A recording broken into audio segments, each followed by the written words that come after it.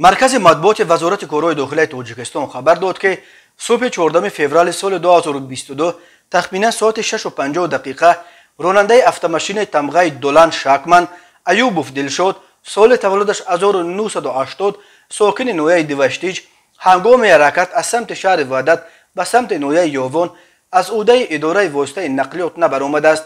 در نتیجه ماشین بارکش چپ شده است. بر اثر این صدمه خود راننده ایوبوف جراحات گوناگون جسمانی برداشته در جای حادثه به هلاکت رسیده است. تحقیق این حادثه ادامه دارد. بنا به آمار رسمی وزارت کارهای داخلی تاجیکستان سال 2021 بر اثر 1102 صدمه نقلیاتی در راههای این کشور 395 نفر به هلاکت رسیده، 1218 نفر جراحات جسمانی برداشتند. سرعت بلند حرکت و رعایت نکردن قاعده های حرکت در راه یکی از علتهای عمده صدمه ها از جمله صدمه های مرگاور در راههای تاجیکستان نام برده می شود.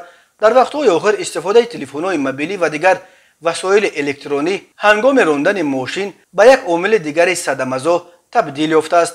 در فصل زمستان خطر صدمه ها در راه‌ها باز هم بیشتر می شود.